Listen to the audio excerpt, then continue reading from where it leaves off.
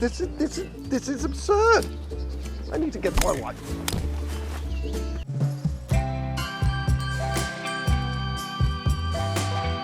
Hey guys, I'm here with a friend of mine. He's called Jonesy, aka Charles, aka Hello. Charlie. This is a bit of a weird one. I have actually got friends, as you can see. Here's a friend. I can confirm. Yeah, look, and he's not like, he's not suffering. I'm not forcing him to do it. Anyway, we're here to talk about WandaVision. Is this really happening? Well, yeah, it's the first Disney Plus like Marvel TV show other than the Netflix stuff. So it's like the first stuff that they can't really retcon out as not canon. Not canon. No. Well, yeah, it's baked into the movies now. Like all of it's so heavily reliant on the movies, unlike Daredevil. Oh yeah. As we've spoken about before. Yeah, like point, they can't just axe it out like in Humans or something. It is baked into the lore. It's just a bit long movies. Yeah. TV shows, the television is just changing and just growing and becoming like new blockbusters almost, but evolving. Anyway, the main reason I have a friend on for this one is because Charlie is kind of a lore connoisseur, a lore expert, and someone's always going to correct me, but no, who cares? These fucking losers. Yeah, fuck them. Yeah. We just bully them into submission and say we're right. We are right. Oh yeah, I've reviewed various Marvel stuff recently, and I've got like a push and pull relationship with them, a push and tug, a tugging off thing, because they are like the biggest. Well, they're owned by the biggest company in the world, the biggest film company in the world, and they do kind of dominate the blockbuster landscape. And I want to kind of have some responsibility, like not just only review those films, only cover those films, because I want to showcase the little guys, the smaller films, indie films. For the most part, they are fairly decent compared to like most formulaic blockbusters. Yeah, the batting average is quite high. Yeah, like they have quite a few stumbles, but I mean, it's sort of been like one of the most successful proving grounds. Yeah, it's like usually you think of a franchise, a big Hollywood franchise. I don't know if there's really been one made with this like care, or well, apart from like ones that pre-existing in novels and stuff. Yeah, the only movie franchises that sort of predate this is like Star Wars, but it's 3 movies and then left for 20 years.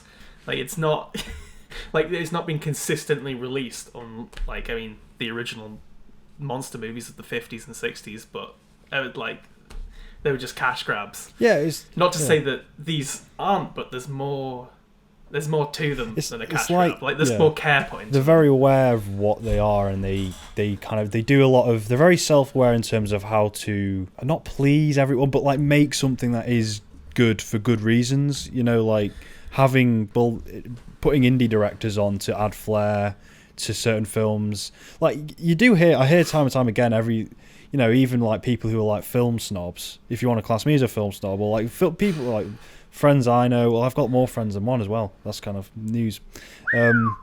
There's not really that much of a negative thing around Marvel films. They are a lot of like cynical sort of people enjoyed Infinity War, so it's, for example, they're more like on top of it in terms of how to correct themselves, what to improve on, and especially recently, they got Taika Waititi, and we talked about before they fixed Thor. There's loads of good examples. Yeah, Thor had been in 4 or 5 movies at that point, and people just were not gelling with him, so they were like, right, let's bring in an indie director. We need someone to make this character interesting, and who does characters well, but also with a comedic flair, which makes characters likable.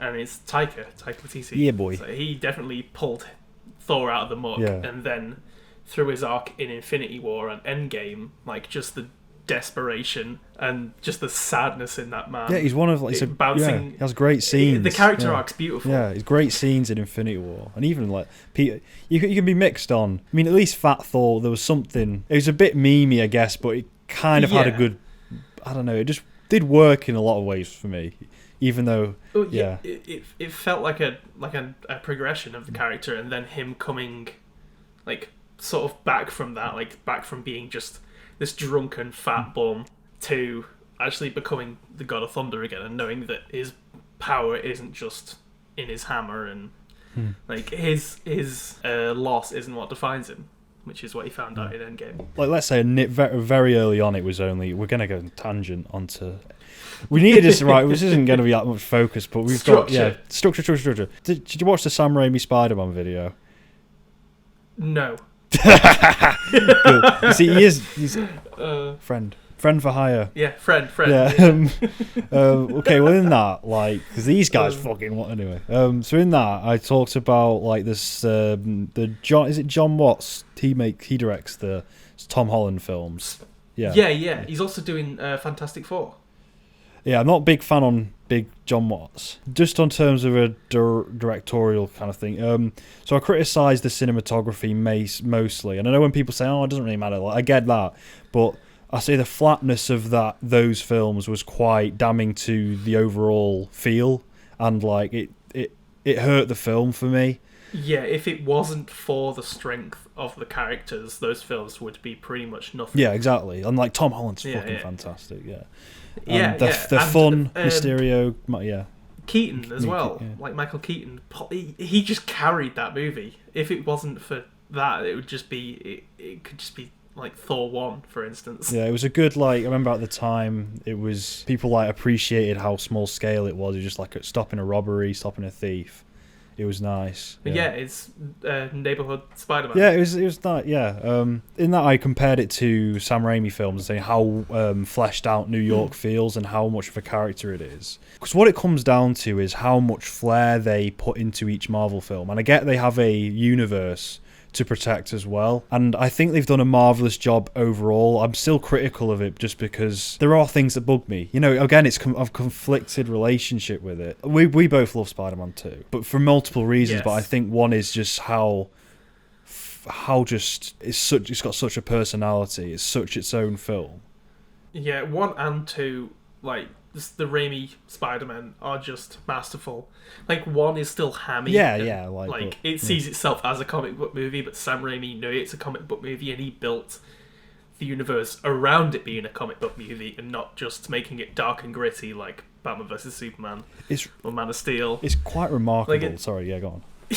It's amazing. It's quite remarkable how cheesy it is and campy it is, but when like as you can meme it to high heaven with Tobey Maguire, but there are just heartfelt bits in there. There are a lot of it can bits. still punch you in the gut. Yeah, and that is like when Alfred Molina, Doc Ock, is just sort of like in the end battle where he's like Peter Parker, brilliant but lazy, and it's like he's like he's that their relationship, and just there's little bits of dialogue like intelligence is not a privilege, it's a gift and stuff like that. It just feels like I don't fucking know. I've just watched the video. It's just weird nuances that add to characters. There's all sorts of shit, and it isn't as present in everyday Marvel, but again, the overall thing is there are a lot of things I appreciate about what Marvel are doing in terms of what they interject, and compared to most of the blockbusters, especially Warner Brothers DC, which are just fucking awful. We agree on that, yeah. we can agree on that. They're pathetic, and they're so reactionary in terms of what Marvel are doing. Like, okay, well, they did zany Guardians of the Galaxy, and that was a big hit, so we can do that, but they have no idea how to perfect it. Yeah, it's very much trying to follow the Trailblazers, but not putting in the effort of finding someone like James Gunn to like. Not like. Well, yeah. they're doing it still. The new Suicide Squad movie is going to be directed by James Gunn. Yeah, I know that was. They're just taking like they did it right, so we're gonna do that. They got Joss Whedon in for the rest of Justice League. But yeah, do you want to go on to WandaVision? Go for it, man. So yeah, I've got him on because he's a lore guy, and I feel like through Charlie, I want to just celebrate that the fact that Marvel do there is something they do give a shit. There is like Yeah. there's a substance in like the details, and there's its own entertainment value. But again, it's like I feel like at the end of this video I'm going to start where I came in, just because I'll always be like, yeah, it's really good there. Oh well, they could have maybe added a bit more vroom, like thump, you know, or whatever. Thump. Yeah. My overview on what they've pulled off is a big swing, pretty much a solid hit. But again, I think its worst parts are when it tries to force its way back into the Marvel universe. Like in general as a story, like when it's trying to pull its way back and sort of ground it back into the Marvel universe, it struggles a bit. Is Thor Ragnarok a good example? Yes, that's an excellent example. Like every time it interjects back to Asgard, it's like, oh, Wanda and Vision, aren't we a five-pair? This is our home now. I want us to fit in. what's your initial like overview idea of the series? Just like good, you know. Just that. I mean, I'm not being a douchebag. Yeah, it's a good show. It was a cool week-to-week thing. It was a fun experience, and it was just like, wow, Marvel, all these just demonstrating all the different directions they can go in, and that's again like the strongest parts are the. I keep saying lore as a broad term, but the strongest parts are the universe, the expanding of the universe. Yeah. And not the tethering. Yeah. More of the just building outwards. Yeah. Gardening. That's Yeah. The overall themes I like. I'm just a big fan of getting into spoiler territory, but the basic kind of creating a fake world that you wrap yourself around in, and just to deal with like grief or any other negative emotions, because I've seen it done in like different media that I also love. One thing I will say before we like jump into it, there are similarities to draw to this and other TV shows that I adore, and while I am going to compare them and it might be a bit harsh too, the fact that I can compare them to such shows is kind of like, that's pretty cool, Marvel. Yeah, it's a merit in itself. So good job, very nice. We'll just review episode by episode. So the first episode, now Charlie's rewatched them. Well, he's rewatched most of them. He's done his homework, and I've just been like, I've written a bit of notes like, oh fucking, there you go. You've gone back and watched half of the fucking MCU to prepare for this. My sleeping pattern's screwed, so I thought, why don't I just rewatch some good movies? So me too. Well, my sleeping pattern, that is, fucked. Yeah. Fucked. So episode 1 is 50s. So the very short episodes, they get longer. It's like the initial two, I'm looking at them at the moment. The first one was 29 minutes. Second one was 36, and they also have like 7 minutes of credits in them. Yeah. So they're theoretically as long as TV shows, like serialized TV shows are. The credits. So that's a neat trick to begin with. The credits are like ridiculously fat, aren't they? I thought it was a bit like, come on. Yeah, I remember skipping through the credits every time to see if they were hiding stuff behind post credits, which eventually they were. But like, it's an obnoxious amount of credits. Yeah. Once now that there's just the Marvel trope, they almost cut off the edge of the film and stick it in the post credits sometimes. Yeah. You're almost like, it's like, oh, what's happening next time? And yeah. So what did you think of? So when you first watched episode 1, like what were the like? Ooh, were you like? Well, first time, because episode 1 and 2 released at the same time. I remember them coming out and watching them and being like, "Huh, this is exactly what they sold it to us as." Yeah. Like I was expecting, like it does later on in the series, to interject with what's happening in the real world. But the first 2 episodes are very much what all the adverts were telling us about. It was like, it's just Wanda and Vision. They're just having a good time. They're having a cheeky family get together. Just having like sitcom style interactions, and that's what we got out of episode 1 and 2. And I thought 2 especially, that we'll get to that, but it's very strong. I suppose we can kind of cover them in a double chunk, because they were all very small, well, the smallest episodes and bunched together. But yeah, I was I think I saw one trailer and I was like, this looks pretty interesting, completely different. Also, that like TV shows can be more character and plot driven, so they don't have to be as there's got to be an action scene in the first 30 minutes. Yeah, it doesn't have to be absolutely loaded up with action sequences. Yeah, it's more room for character development, which is always good, isn't it? It's just like extended character development is good. Only hot takes here on the Beso channel. Controversial.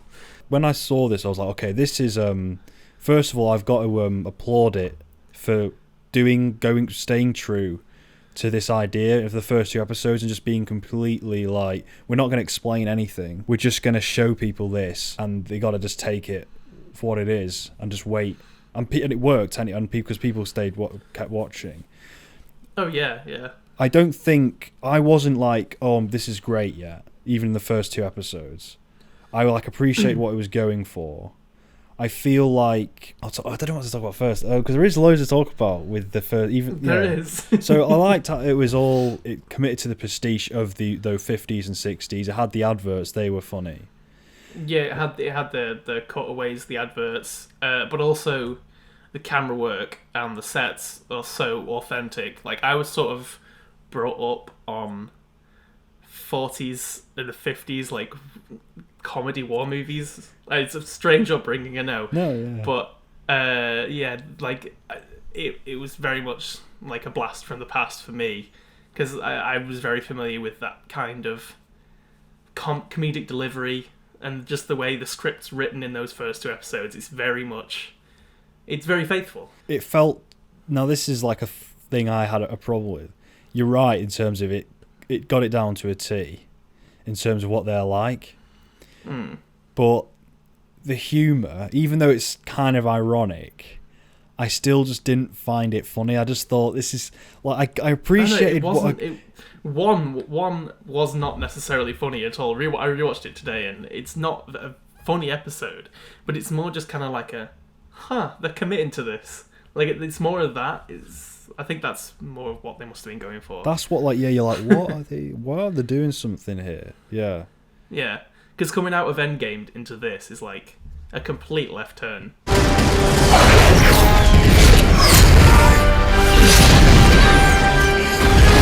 Say, I was just reading a Crackerjack magazine article called How to Treat Your Husband to Keep Your Husband. And let me tell you, what Ralph could really use is how to goose your wife so you don't lose your wife. I'm going to bring something up now. I've brought it up before in previous videos. People might be pissed off that I keep wanking it off. So it's Mr. Robot. There's a show, and you've got a mate who also adores it now at the moment.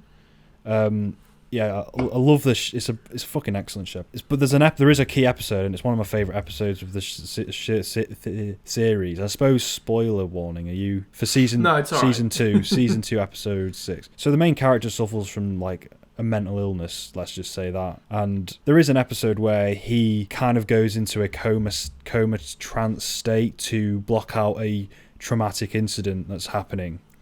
And he does go into a version of his life that's redone as a sitcom, and it's fucking brilliant.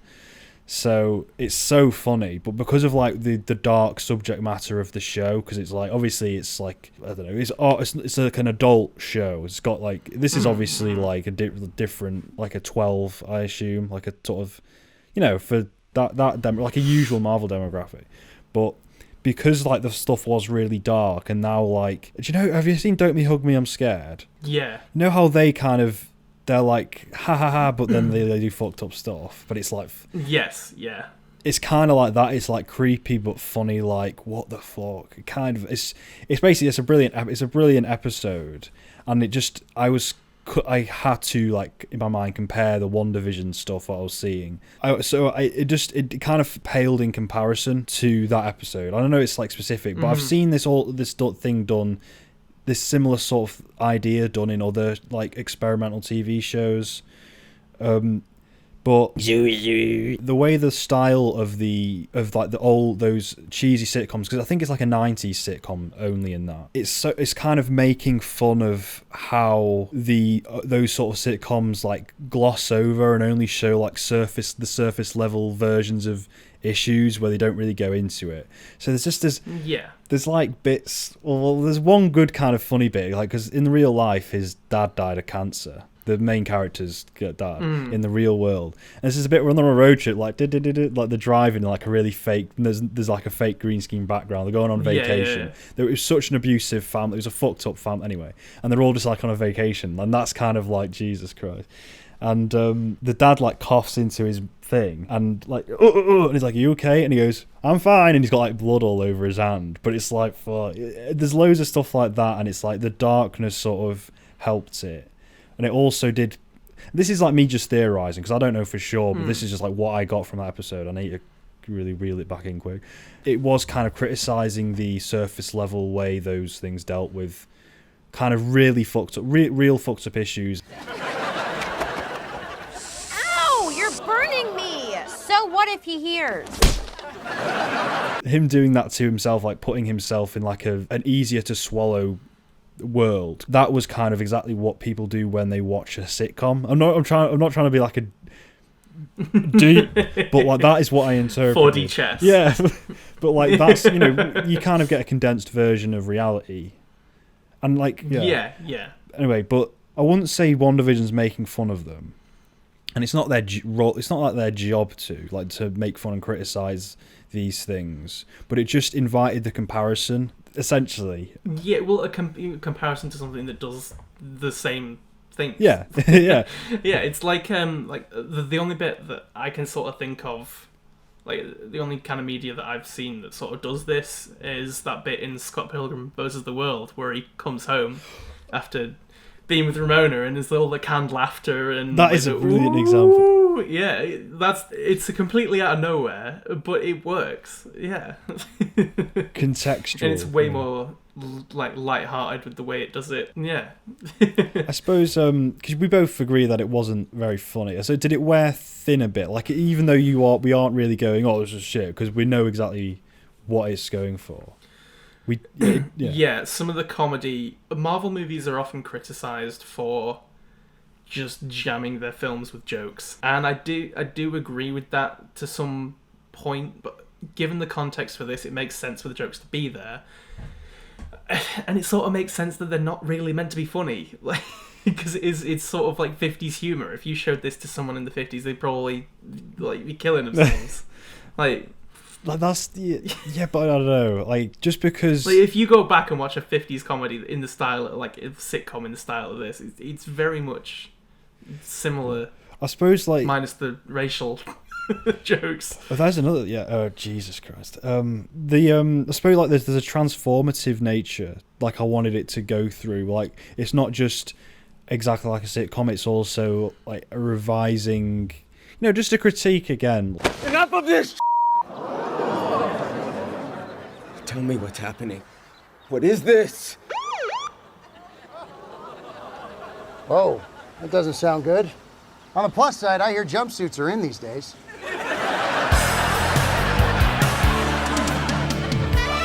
Like I laugh at the Mr. Robot stuff, and again, even that Scott Pilgrim scene, I laugh at that because it's just like there's like it's more just it being bizarre, and like this sort of.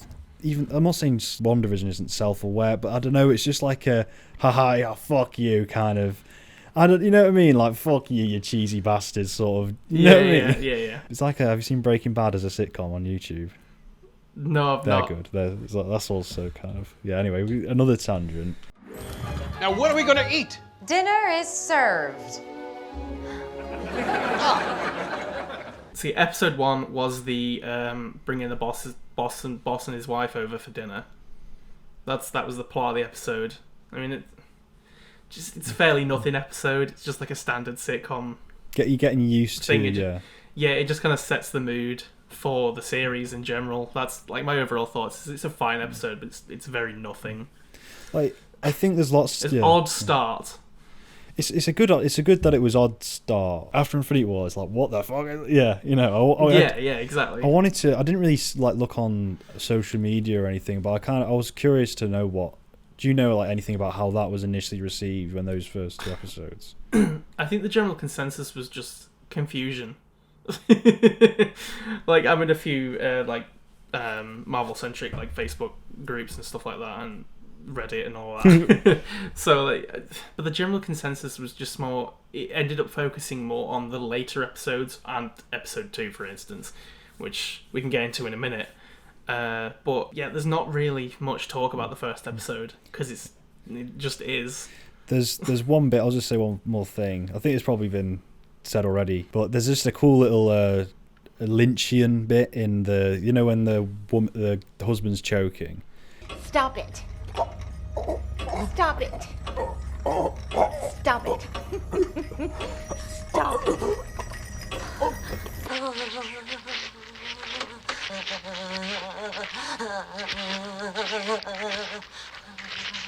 There are just little bits like that throughout the show. Yes, They're kind of like, what the fuck's going where on? like the facade starts Yeah. to drop. Yeah. That's the first instance of that happening, and of course it happens a lot more later on in the series. Stuff like that's cool, like a kind of horror sort of. Don't hug me, I'm scaredish. Kind of. Yeah. Like how like WandaVision, well not one, just Wanda. I like how she was the female roles in society. They could have gone into it a bit more, but I guess it's not a fucking.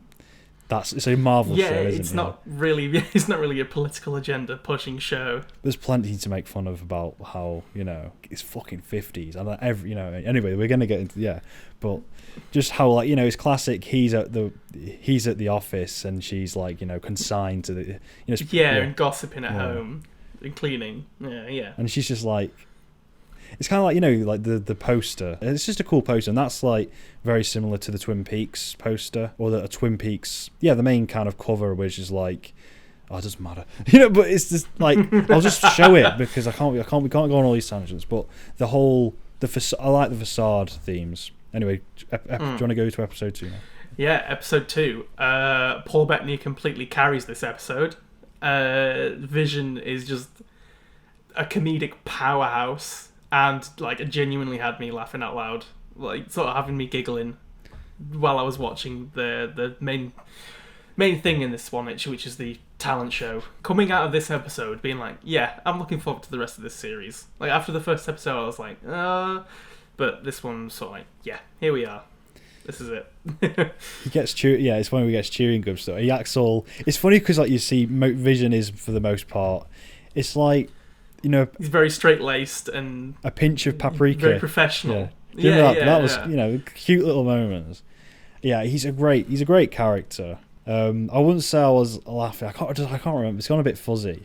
Like I wasn't sold at this point, but I was interested again just because of. But it was too much like a sitcom again. But it thinking back. I was very sold. Like I was happy if it just kept doing this. Like if it kept up the pace of episode 2. I could have fucked with it really, but it obviously derails. What were the key differences other than like the eras, like in terms of pacing and tone for you between episode 1 and 2 that made episode 2?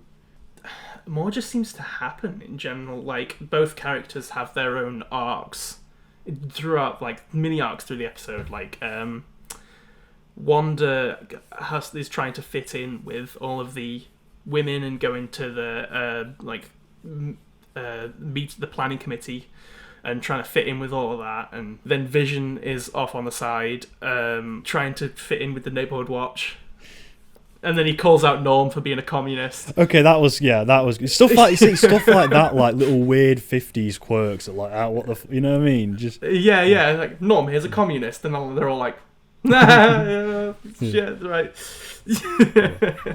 Paul Bettany is like he's done so many. There's so much like things in his is the word repertoire. He's been like acting for years. And did you see that thing? Oh, this is another time. You see that thing where it's like he thought he was out of work. Someone said you're never going to work in this town again, and then like it was the same day Joss Whedon or Kevin Feige called him up saying we need you to become a character. Like it's not just a voice anymore. Something like that. It's like I thought it was like, I'm fed up of just being this headless voice. If I don't get a character, I'm out. Could also be true. That's what it was. I might be spreading fake news. So I think it's one of those. But yeah, I kind of felt the same. Okay, I really liked when she like cut herself and the blood was the only thing in colour. Stuff like that. More back to the David Lynch-esque stuff, where it's we find out later that it's the outside world calling in, trying to get Wanda to realise what she's doing. And then like I found it like really striking when the red helicopter was in the hedge outside her front lawn, and like everything's black and white, so this one thing being in colour is like completely, like, it's very strange. And then when the woman cuts her hand, that's red blood, and it's just cool ways. She snaps back into it. It was cool like, ways you of can just see you can see like a jump cut when it goes back to normal, and you're like, what? It's very jarring and very Twilight Zone-esque. Yeah, without even having seen probably a single episode of Twilight Zone, just how many times people say this is Twilight Zone-esque, I can tell that this is Twilight Zone-esque just because of This is actually Twilight Zone-esque. It's like when people say, "Oh, this is very Orwellian." I've never read fucking 1984, but I just know. You know when you just know because of how many people reference it when it does come. Anyway, to be fair, like there were just bits I like. I guess there is that this like social club, that whatever you call it with the women. I do like that in terms of what it was. Just how kind of backwards, outdated it was. It's very reliant on the gender roles of the era where it's meant to be set in, which it relies on, but it works well with them being a part of it. It's good that, they felt like there's this weird hierarchy with that one woman as well. I can't remember exactly. I just remember like the tone of the scene. It was like they're in fucking school, like because when she was talking to the person who would turn out to be it's not John Rambo, Monica Rambo. Yeah, Monica Rambo. Like it was just like they were. Excuse me, I can't remember that. They just like they were fucking in school and because they were gossiping and she was like, excuse me. Yeah. Thoughts. You know what I mean? Queen thought. Well, yeah. It's always cool to see like a little going back and like tearing holes in the very crooked. I'm not getting political because everyone knows. Should we move on to episode 3? Okay, just one question. Go and for I it. don't want to sound like a douchebag, like I puzzled it out. But from like the radio, who's doing this to you, Wanda? Mm-hmm. How much did you kind of guess was going on? I pretty much had no idea. Like I most of the surprises in this came as surprises to me. Like even knowing the world and what it's like, I could see someone like puppeting her, which in the end it isn't, but it is. And I rolled with all the surprises pretty well. I never really saw much of it coming. Ha! You've been. Did you? Only because it was similar to stuff that other pieces of media that I like knew what the themes were about. I don't want to sound like a douchebag, but the word "who's doing this to you, Wanda"? I was thinking, it would be a cool twist if it's like a self-inflicting thing. Like it's like I knew it was going to be like a therapy because of like the contrast between the end of her character in Infinity War and Endgame.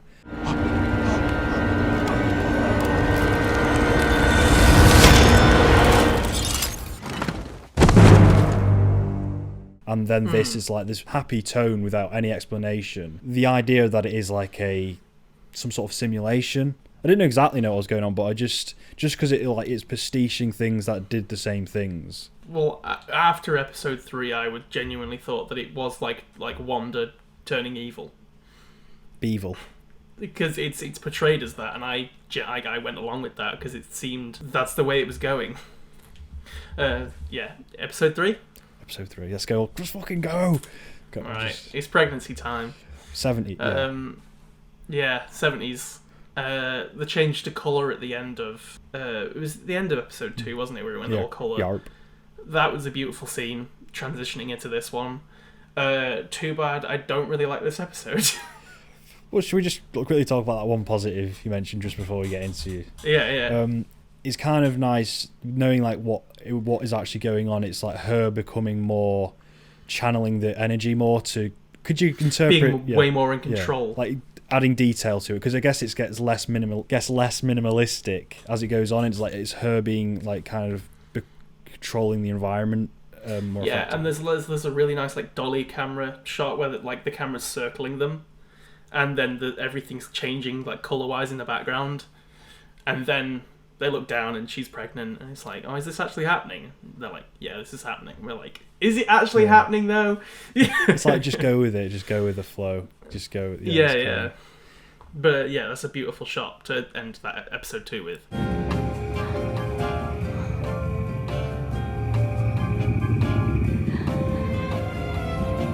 I don't remember the shot, but I just remember the colour. But I'm just gonna, it was a good shot. But yeah, I'm gonna show it here. Yeah.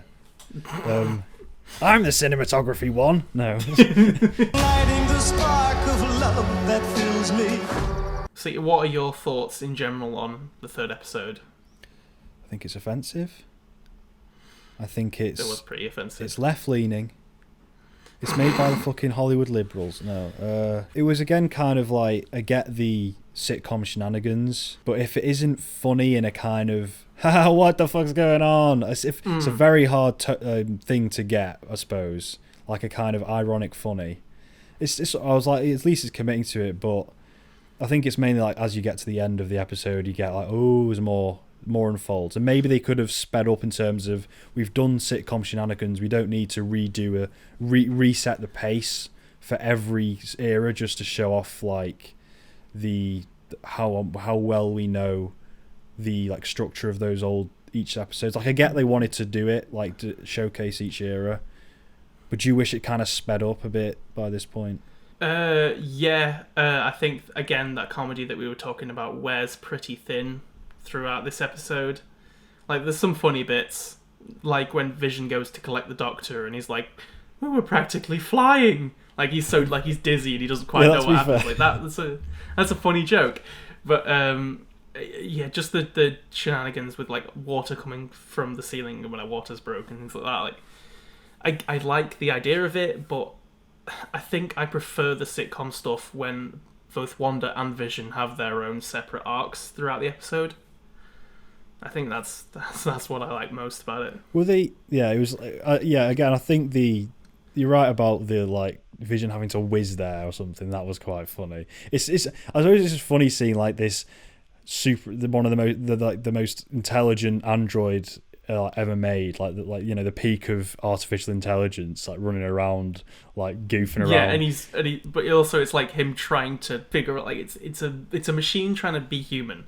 Like, it's something that Terminator 2 did really well, but obviously this is way more on the machine being human side. But just someone completely trying to fit in and deal with situations like pregnancy, which is a completely organic problem, not a machine's problem, obviously. So. Oh yeah. And chewing gum. It was still a fairly short episode. 32 minutes. So it was kind of like, once you know how fucking long the credits are, you're like, okay, can we get a bit more going on, please? Instead of just like pregnancy. I thought something was gonna, like, could you say that? I was expecting more to happen or more to be revealed. So just pregnancy. I mean, we get the Twilight Zone bit at the end where Monica's like, Wanda is like, I had a brother once.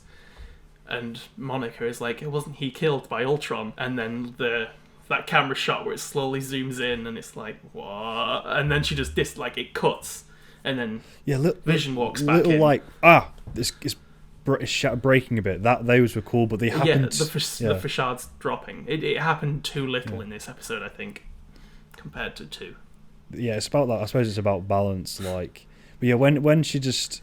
And it's props to the Elizabeth Olsen's acting when she like cuts from being kind of transforming from like kind of silly sitcom wife to like there's real pain. Like, hang on, what?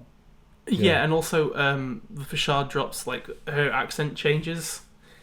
Like, the more Lynchian things that happen, like the more her accent defaults back to her vaguely Eastern accent, which is meant to be Sokovian. You watched Age of Ultron. Yes. Thanks for that. It's all right. Now, I was never sold on the accents. No, I wasn't either, but I think they really got the grounding for it. Like, they're believable in, like, Civil War and Infinity War. Like, it fit, like, it was vague enough. It was vague enough not to be obnoxious and not to draw attention to itself, which is what helped it, I think, for it to settle in with me. Because it was quite obnoxious in 2. Yeah. Like Avengers 2. They hadn't perfected it. Also, it's hard to do it like when, like, very American. You can hear like the American doing the accent. Doing an impression. But it's kind of clever, I suppose, how they just got Elizabeth Olsen doing her own accent in this, even though it's like a fake accent. But they do address this. It's a hammy, like a hammy played up Middle American accent. This is like they kind of, not like her character needed to be saved, but like fleshed out Wanda in this. Should we get to this later, or okay. When WandaVision starts here. Dab. Anyway, no, that's not funny. Yeah, so it ends with if there's nothing more to say, it ends with. Well, it ends with Monica on the grass being like just all the guns pointing at her and like just waking up being like, where am I? And then it cuts to the end. On the grass. Yeah. And then episode 4. Episode 4, massive change of pace. Oh yeah, we get a bit more. I think this was when I started liking it a bit more. Yeah. Yeah, it was needed after episode 3. It was needed to pull me back in. Yeah. And it did. There's like a lot of development. I think if episode 3 had have continued the accelerated pace of episode 2, I think we could have had this episode close to the end, and it could have fleshed out everything up until, like, we could have just seen everything from Wanda's perspective, and then at the end we go back and fill in all the gaps from when there were weird cuts. Like, if it kept at the pace of 2, I think we could have had this episode a lot later. But where it is now, it's needed to keep the pace up of the series. It was very good. It was like a change of. Okay, we just keep saying the same shit. Change of pace. I liked Monica Rambeau. I don't know if you've seen her in any previous films or as this actress. Well, she was in not the actress, but the character was in Captain Marvel, which as a baby. Yeah, well, yeah, like a little girl. I'm putting words in your mouth. It's a very nothing character for a very nothing movie, but they make her character enjoyable in this. Like, I really enjoy Monica Rambeau's character in this. Don't kill me. No, I thought I haven't seen it, but I'm gonna say agree. Who cares? You can have that. Yeah, Monica Rambeau. She was, I suppose, like. Well, the team that is established, the sort of goodies, the protagonists on the outside, I like the team, even though they bring back Kat Dennings, isn't it? Kat Dennings, yeah. Who no one liked in the films that no one liked. Yeah, no one really enjoyed in Thor 1, and then her being the comedic character had a comedic side character as well in Thor 2. Yeah, that was fucking stupid. But I mean, Thor 2 is a better movie than Thor 1. I said it, don't at me. I agree. Instead of just going back and watching it, I just agree. But I thought it was very smart to bring back like weird side characters like Jimmy Woo from Ant-Man and the Wasp. Oh, I haven't seen Ant-Man. That makes sense. I haven't seen Ant-Man and the Wasp. Yeah, well, basically he's Ant-Man's handler because Ant-Man's on house arrest because Ant-Man spent so much. Also, there's a cute little thing where Ant-Man has spent so long in protective custody that he's taught himself magic tricks, and he starts showing Jimmy Woo magic tricks in that movie, and he's like, I can't get this down, I can't do it. And then at the start of this episode, we see him do the magic card trick where a card just appears in his hand. And it also comes into play in the last episode when he gets himself out of some handcuffs. Oh shit! Okay, yeah. So plot holes that have been rectified. Yeah, well, there's my critique's gone. It's keep seeing continuity continue like that. Like, it spent the 5 years during the snap perfecting these dumb magic tricks in his post-snap depression. Yeah. One silver lining. No, I thought he was a cool. I not knowing who he was, I assumed he had a pre-existing thing just in terms of how they kind of. I don't know why really. Just because I just assumed because every fucking character's come from somewhere. But yeah, they were all just like a likable crew, like a classic sort of fun kind of TV show team. I don't know exactly what the word is because I'm missing the word, but you know when like we've assembled a little crew, like kind of just a good version of that, just fun. They just likable. They play off each other very well. Yeah, likable, good chemistry. I don't know why. Like I wrote this down. They must have really had an effect on me, Charlie. But no, I'm not saying that they're brilliant. Just cool. They kept it going in terms of they weren't like kind of generic. Especially Rambo. She wasn't like just generic woman protagonist introduced. Oh, I lost my mother. You know, it was just some reason. Yeah, but like I was rooting for Monica throughout it. Well, should we talk about how the episode started, where she comes back from being snapped? I love those. I love the blip scenes. I love every time It's the like just the sheer confusion in a hospital. Like I wouldn't have thought. Like everyone's thought, like, oh, what would happen if you were snapped while in a plane? Will you come back? Will you fall from 30,000 feet? Like, but no, I think her coming back and be like, well, I was only asleep for 20 minutes, and she was like, Monica, you've been gone for 5 years. Like your mum died 2 years ago. And she's like, what? But it's a bit like where they're running through the corridor and then someone blips back into existence and then like knocks them over. Like this. There's so much. I don't know. I just love, regardless of what my thoughts on Marvel are in general. I kind of the blips fucking.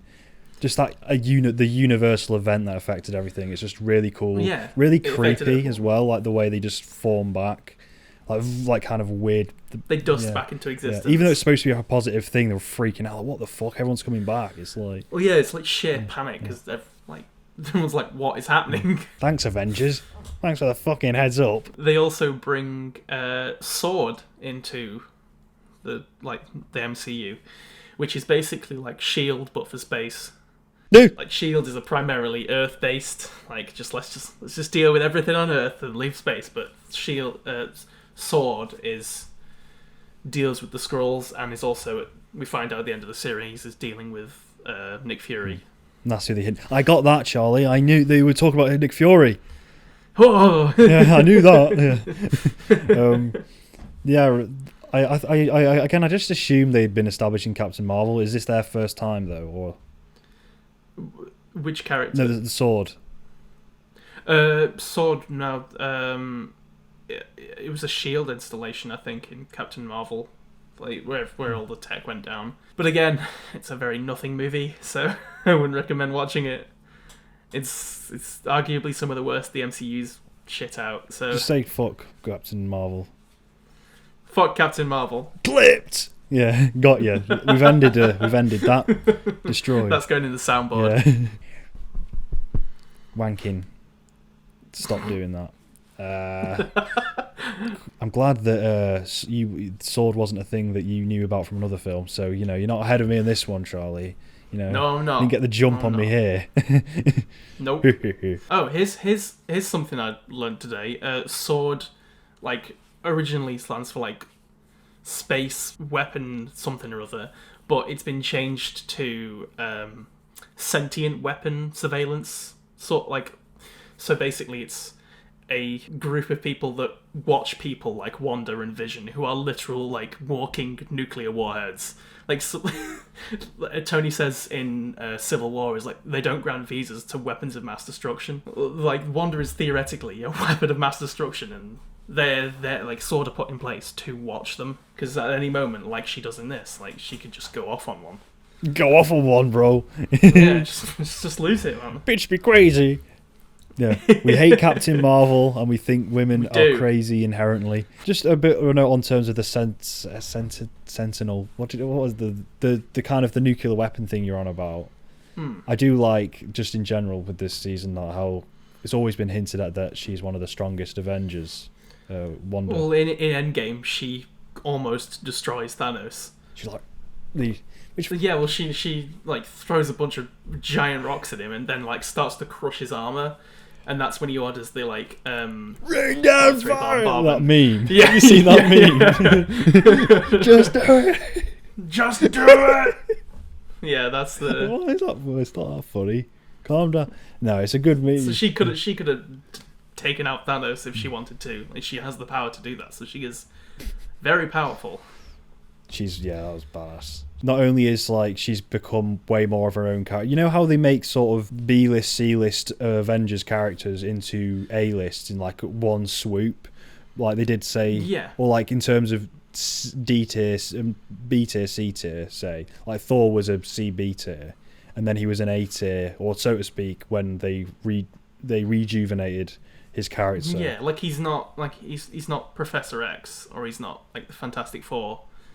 Like they're not flagship characters. Like Iron Man was like a C tier character. It's brilliant how then he's like fucking god, and he's like they put him in Spider-Man films to like sell more. Like it's kind of mad. That's nuts. Yeah. Like Spider-Man was a figurehead character.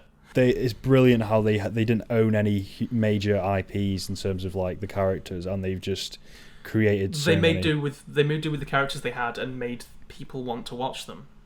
I hate the household names. Let's say if all 6 of the original Avengers were never to appear again, I'd be confident in how many good characters there are left to form a good team. Oh yeah. Well, easily. They're already getting ready for that. Like they're already moving. Like I've got that theory that Thor's going to die in the next Thor movie, and then Natalie Portman's going to be Thor. Monica Rambeau in the comics turns into a Captain Marvel, and she shows powers later on in this. There's Armor Wars, which is coming out, which is sort of like the continuation of Tony Stark's armor and his legacy as Iron Man, and Rhodey could take over as like a ringleader as that. But there's already so much more that is to offer in the universe, and WandaVision has given me a lot of faith in the follow-ups. It's like continued the excitement. Episode 5, I might just put a title card in instead of all this blabbering about. 90s. No, episode 5 is like... No, it's not. Yeah, it is 90s, isn't it? It's a hybrid. I think it's more of a hybrid between late 80s and early 90s, because it's all big hair and dungarees. It's like wet, like shaggy hair. This was when I started kind of laughing a bit more, I think, when... I can't remember, like, no, not like maybe like giggling or something. Just like, haha, this is kind of funny how they're using the characters in this sort of environment, I guess. I can't remember though why. Just like when how what's her name, just Agatha swoops in, and it's classic like side character, introduction. I don't know why, but yeah, it was cool. But we don't have to talk about the pastiche anymore. We can kind of just get into the hints at what Agatha's going on. And I knew like she was fucking up to something, because like just... Oh yeah, in this episode she does the... do you want me to take that line again? Like, do you want to do that scene again? And Vision is like, what? What's she doing? And then Wanda just blows it off like it's nothing. And Vision's like, did you not see that? Like, am I going crazy? That's another another break, isn't it? Instilling a mistrust in Vision, which is a big part of this episode. Like when he goes to work and then wakes up Norm from being under Wanda's spell, and he's like, I need to phone my sister. Like, where, like, stop, get her out of my head. And he starts screaming, and he stops him screaming and sends him back into Wanda's trance. So this is I wanted to talk about that as well. This is the episode where he starts like poking people out of their, yeah, and he starts really starting to mistrust Wanda. I fucking would, mate. Yeah, I can't. If I had 2 kids that kept growing up, like, I didn't, because this is the episode where the babies go from babies to like 6-year-olds to 10-year-olds. They just wanted to they didn't want to work with young actors. They just wanted them to age up as much as they could. Yeah, I did notice that. So there was some rough acting, from the kids, but they are 6, so like I can give them some. No. Some random indie film that was like made for like $5 million somewhere has excellent child actors, and therefore every child actor in Hollywood should be strongly chastised. If you're acting alongside Paul Bettany, you need to act like Paul Bettany. No excuses, bitches. No, but yeah. They were kind of lame, but again with the kind of stylistic things I was on about earlier. If I was imagining when his Indian co-worker, is it all right to say Indian? I don't know. Like, I'm overthinking. I'm just a. I thought they'd play up his ethnicity in the earlier episodes regarding. They went through gender roles, but they didn't really touch on race roles. Yeah, when he frees Norm, and he's freaking out like, what the fuck, what's going on here? And like that wasn't a scary scene for me, but it could have been a really freaky scene if like they'd gone more into a certain style. And again, that's just a kind of a bonus you can have if you have more flair. That's like another example. Like, look how this they could have been... played up the fact that he's being tortured. Like, it's a horrific thing, like really, like conceptually, it's really unnerving. Yeah, it's like what the yeah, it's fucking, it's so Twilight Zone. It's again a bit like Black Mirror, that one episode that it's very Twilight Zone. It's just that thing, that people compare things to. But yeah, it's just like there's lots of cool conceptual things that I wish were just done in like a certain light, gone more, hammered it in more, maybe been a bit. They kind of rode the line of kind of the Marvel version of, we're going to do things that are kind of out there, but still we're going to take a few risks, but we sort of keep it fairly. We don't want a Batman versus Superman on our hands. Mate, they're not going in that direction. That's just like being a fucking idiot. That I'm talking. Yeah, but like it's the swing and a miss thing, isn't it? It's like if they stride the line of the MCU as is gone, as they've done so far, I think they're keeping it safe, but not safe enough. Like, it's still a really adventurous show, but it's still playing it safe in some aspects like that. Again, that's like where exactly we just brought up like exactly what I've been on about this whole time. And it's like I'm not a nut job. The reason I'm conflicted is because some of it is experimental, but some of it is still playing it safe. And usually you're like you're not supposed to like applaud playing it safe, because that's what happened to Star Wars, your beloved Star Wars, Charlie. A topic for a different day. Nam flashbacks. Yeah. Nam flashbacks. Yeah. So yeah, at the end of this episode, Wanda and Vision have like a big blowout, and like Vision's like, this isn't okay what you're doing to people, like stop torturing people. And then she's like, he says, you can't control me like you can the others, and she's like, oh, can't I? And then she rolls the credits. That was so good. Yeah, that was really cool. And then she walks off, and he's like, don't you walk away from me. That was brilliant. That was and then, he like gets really mad and lifts up. Like, he's like flying. He's like shouting down at her. He's like, you've got to let people go. This is wrong. And she also lifts up. Like, I don't know what's happening. Like, she doesn't quite understand if she's doing it or if she's not doing it. They're having an argument, it's cool. It's a really strong argument. It's just, it's like, and again, like in terms of the pacing, it's not fucking around. They're like, it's already gotten to like a kind of a biting point. It started, it's only episode 5. It's a benefit of not taking the piss with how many episodes you have. And it's also like, because the runtimes are short, it's like they aren't milking it. It's good that they kind of get on with it. Have you got any more to say? Is like, that's kind of the gist of it. Is how does this one end? That's kind of the gist of it until the ending, when they're both sat down on the couch, like mid-argument, and then the doorbell goes, and Quicksilver turns up. Evan Peters. But not Quicksilver from the MCU. What was his actor again? Aaron Taylor Johnson. It wasn't Aaron Taylor Johnson, it was the X-Men dude. That was like, fuck. That was mind-blowing. I remember like being like, what? It caught me completely off guard. I was not expecting that. No, that was fucking, that was damn. Big applause. Because after seeing that, I was like, oh yeah, they bought they bought the parent, they bought Fox. The benefit of buying everything. Yeah. It makes nerds like me scream. So. Yeah, you're not a nerd, mate. You were fucking... Listen, you had like babes like coming in and out, interrupting the... We tried to do this many times before, but all these babes of his, just keep coming in. Sorry, Charlie can't answer the phone right now. No, we can't just turn this into Borat. This is a Marvel. But yeah, quick. That was good. I love. Again, it's like the one thing of the Marvel are in terms of than any other studio is that they're so in touch with the fan base and the just what people want, not just like fan service, but in terms of what will work. Like just quick, like that Quicksilver. Everyone. That was the preferred Quicksilver. It's like they've got their own Reddit. They've infiltrated Reddit or something, and they just know exactly what the consensus are. Yeah. Well, the thing, like, the reason they killed off Quicksilver in Age of Ultron was sort of a fuck you to Fox, being like, oh yeah, you've got Quicksilver too? Well, we don't need him, so we can just kill him off. It was sort of a flex to kill Aaron Taylor Johnson, which inherently made the Quicksilver in Days of Future Past a lot more likable because he's the only one about, and he's really good in those movies with his he's super cool. bits where where he saves everyone. It's great. Yeah, the way his powers work in the Fox films are just so much better aesthetically and stylistically. In the way they couldn't in Age of Ultron came after Future Past, so they had to completely change how it works. Like they had like a kind of like inky, flowy kind of which they put that into this series. Like in the next episode when he's razzing about, he's got the trails like Quicksilver in Age of Ultron. The Sonic trails, not really. Yeah. Like I noticed.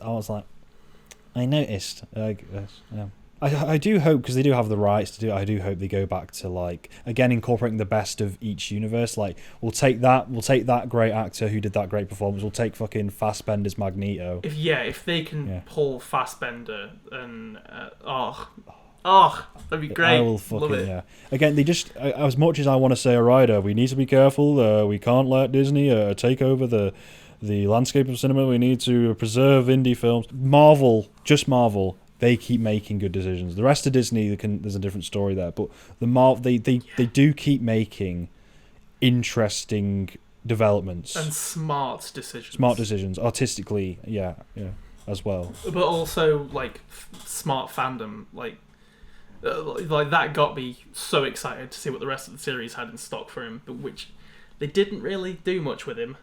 No. And we can get into theories later. That was like kind of the highlight. Like, seeing him for the first time was the best, but like, and seeing a bit more of him. It was the initial shock, and then him trying to figure out where he came from. Do you want to get into episode 6? Because we're kind of starting to get in there anyway. Halloween episode in February. It's a good episode. It's a really good episode. This is Malcolm in the Middle. Malcolm in the bloody middle. And that's like, the kid is, they don't linger on him for too long. It's just a bit of it. It's kind of like funny, for fuck's sake, kind of. Yeah. Especially when I saw that title sequence of them like running through the house with like a VHS camcorder, and you see the footage and it coming up with their names and stuff. Like, it's a very, very good intro for that. Baby Vision, is this that one? I think so. That's brilliant. That was good. You see, like, I don't know. It's have they manipulated me? Have they kind of like very much like WandaVision? Have they tampered?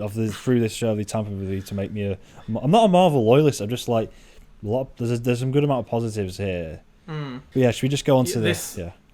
This episode brews more of the like Paul Bettany Vision's distrust in Wanda. And so much that he lies to her throughout this episode. Like, he's like, got neighborhood watch business. See you later. And she's like, you didn't tell me you were doing that. Did he just do what I He's think like, well, did? I'm telling you now.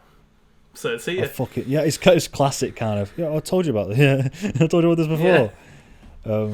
And he goes to the edge of town, and I like the kind of. That's like probably another reference, but that just reminded me of World's End. Immediately, I guess that's like that, but that's also parodying all the film. But just that kind of everyone's frozen, and like when it's like when you go to chunks in Minecraft that aren't supposed to be loaded. Well, I was thinking it's like, have you ever seen Boundary Break on YouTube? Like, where it's a guy that basically goes into games, mods them so he can go outside of the like playable area. And when you go out to a place where you're not meant to be, and everything's like weird and things are like GIFs or like PNGs. People have like put weird Easter eggs in, and like you see how basic it is. Like, you sort of see behind the curtain, but it's also the things that aren't meant to be seen, because the things that are meant to be seen, Wanda is there for that. It's cool. It's cool. It's exactly like a video game, isn't it? Like where it's supposed to be happening. It's like, well, even in films, like if like you could no clip in a film, you could just go over to like there's like this is a piece of cardboard. You go far away enough from the camera. This isn't a real building. This is a piece of fucking. This is just a piece of paper. Yeah, it's a piece of polystyrene. Like it's cool. I thought that was awesome throughout this, but also we get a lot of Quicksilver's character development in this. They're like, no one's quite sure. Like, he's not sure how he got there, and Wanda's not sure how he got there, and she's like, did I create you? Or did I pull you in? Like, did I bring you back to life? Of course, we find out a bit more details of that in later episodes. But for now, there's a really cool line where someone goes, "It's going to be kick." Well, he goes, "It's going to be kick ass," and she goes, "Kick ass." What? No. No, because Aaron Taylor Johnson was in Kick Ass. Oh. Right, and like, Yeah. I thought you would have watched Mr. Sunday Movies because they reference this. No, but she goes Kick Ass, like Kick Ass after he says it, and it could be a reference. It could be just a quick reference to the fact that we can. Weirdly, Evan Peters is also in Kick Ass. So and Aaron Taylor Johnson, they're both in Kick Ass. But like, is that like her like? Oh, like could that if universe like in terms does of Kick-Ass exist in the Marvel universe? I'm thinking like she's aware of. Will she become aware of that, us? Yeah. Maybe Deadpool can work its way in there somehow. That's probably a good angle to come at it from. I didn't actually think of that. You see all these possibilities, you know. Well, yeah, like She-Hulk is like in the comics is a very fourth wall breaking character. Like she constantly referenced the fact that she's in a comic.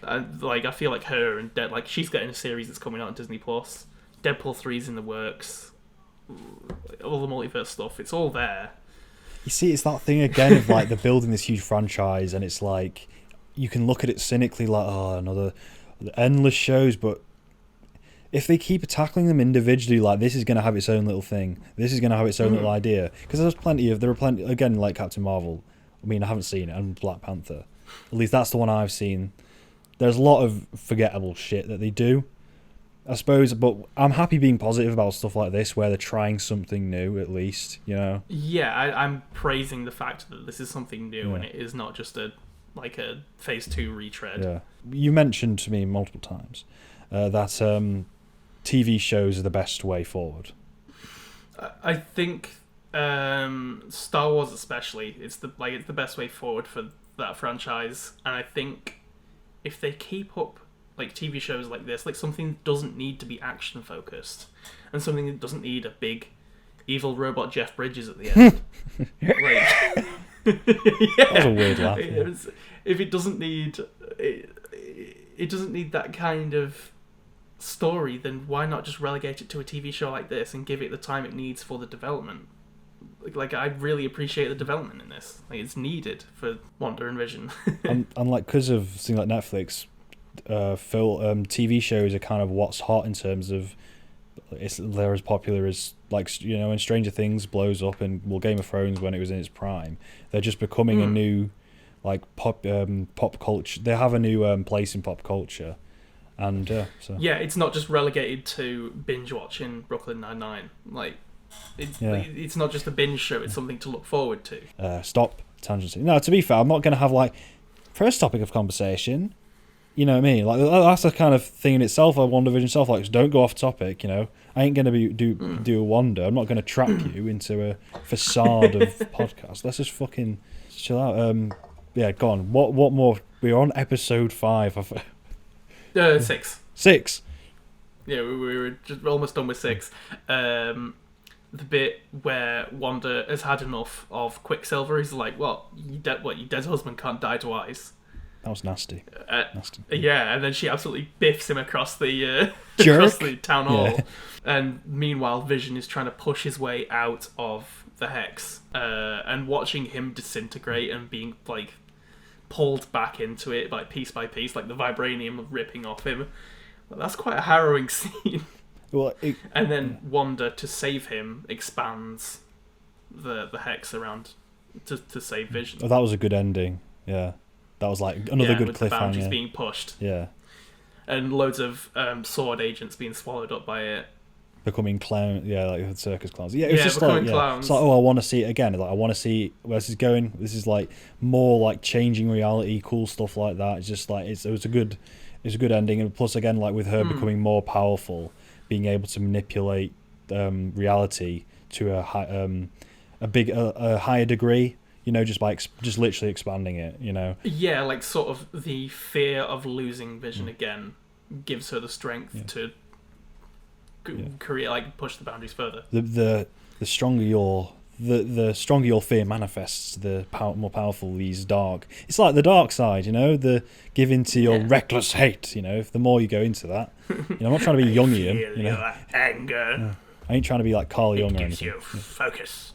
it's a common theme, but it's like it's a common age-old theme, like in terms it's a good of motivator. But it's good. It can be shown in so many creative ways, and this is just like I like the kind of just it's a basic story, like kind of grief, just dealing with grief, like it could be so cliche, but they've done it very interestingly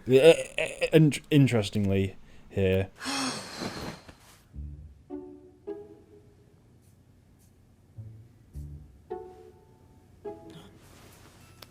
I love the start of episode 7 because it's like when you wake up after a really heavy night out and you're like, oh, what did I do? And then like you keep getting reminded of things and you're like, oh no. Like Wanda is completely doing that throughout the entire episode, and then when she removes the covers, like she's still in her like Halloween costume from the episode before, and it's like, oh god. Yeah, it's a good way of like kind of transitioning, like it's a hangover from like like it took it out of her. Back to the Vision thing briefly. The Vision disintegrating. That was cool in terms of establishing how reliant his existence is on WandaVision's power. Like it's kind of like he's completely hopeless. It's kind of sad on him because he's like, help me. It's yeah. He doesn't know what's happening. He doesn't know why he's being torn apart. Because also he doesn't know his past. He doesn't know he was created from Ultron or any of that. Like he just woke up in WandaVision, and he's in episode 5. He has the argument with Wanda where he's like, I don't remember anything before here. For me, it feels like it happened to someone else, but for her, it's mere weeks ago. So yeah, Modern Family. This one's Modern Family style. What's your opinion on let's just do a brief opinion on Modern Family? I don't enjoy the TV show at all. Yeah, cringe. Very V cringe, and it circles back round to poor comedy. Like we started getting pretty good comedy with Malcolm in the Middle kind of stuff, and then it circles more to the modern stuff, which I honestly have no care for. It's a pretty shitty. Yeah, it's a pretty shitty show. Yeah, it's it turns into a bit more of like bad Family Guy, where it's like, hey, remember that one time? And then it cuts to that one time, or they have like a cutaway with like, I don't know what I was thinking. Yeah. It's like, ah. Community. There's another one. Community also is a show that utilizes different genres and takes them at pace. So I guess there's a lot to compare it this style to. That's just been added to Disney Plus as well. I'd recommend that, Charlotte. It's on my watch list now. It's a good show. It might say the first episode is kind of got an American-y prestige. Like, I need to stop saying prestige like I'm some fucking film student. It's Donald Glover, isn't it? Yeah, Donald Glover. It's a good show. It's a very American-looking seeming, but it's done by Dan Harmon, who did Rick and Morty. Yeah. And the Russo brothers got their gig. The Russo brothers got their gig. There's an episode where the Russo brothers are showing how they can do action, so they can get the gig for Winter Soldier. Like, it was literally. Oh, that's cool. They do a lot of episodes. Yeah. And there's a lot of obviously some Community cameos in Endgame and Russo brothers films. Anyway, Russo brothers are a whole other thing. Who cares? We'll talk about that with fucking something else. Vision. What was Vision up to in episode 7? He was talking to Kat Dennings, freeing Kat Dennings from Wanda's mind thing, and she catches him up with what he was before WandaVision, and he's like, "What? So Wanda killed me?" And she's like, "Yeah, but it was to save half the universe." It's like, what? It's so odd.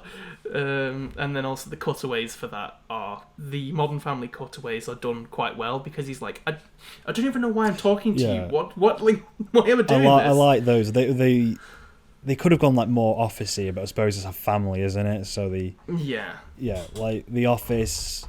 Imagine if they'd like gone full on like UK Office. Paul Bettany just perfected a David Brent impersonation. Like, fucking, that would have been brilliant. I don't know, that would have made me piss. It's also like more of the fourth wall breaking stuff. What like the director talks back to Wanda as she's talking to the camera.